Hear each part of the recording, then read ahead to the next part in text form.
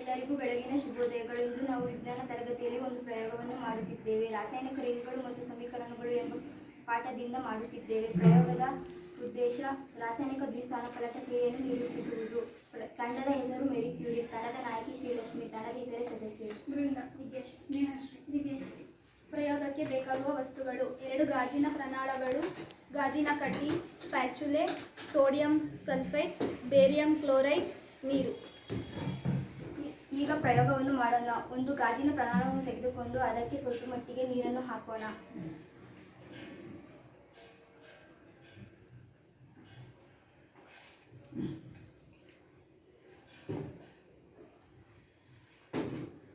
ಈಗ ಇದಕ್ಕೆ ಬೇರಿಯಂ ಕ್ಲೋರೈಡ್ನ ಒಂದೆರಡು ಹರಳುಗಳನ್ನು ಹಾಕೋಣ.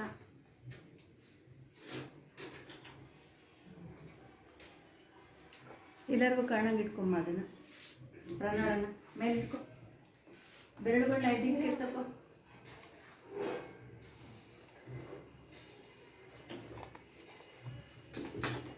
ನಂತರ ಈ ದ್ರಾವಣವನ್ನು ಕಲಕೋಣ.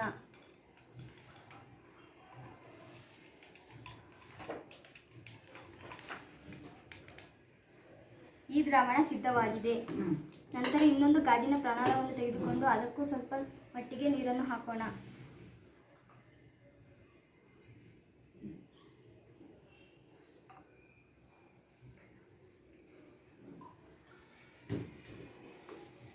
ನಂತರ ಇದಕ್ಕೆ ಸೋಡಿಯಂ ಸಲ್ಫೇಟ್ನ ಒಂದೆರಡು ಹರಳುಗಳನ್ನು ಹಾಕೋಣ.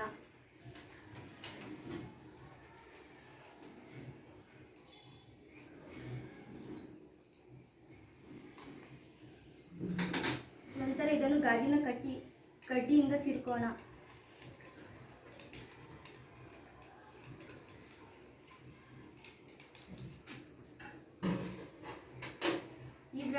ಈ ದ್ರಾವಣವು ಸಿದ್ಧವಾಗಿದೆ. ನಂತರ ಎರಡೂ ದ್ರಾವಣವನ್ನು ಒಂದಕ್ಕೊಂದು ಮಿಶ್ರಣ ಮಾಡೋಣ.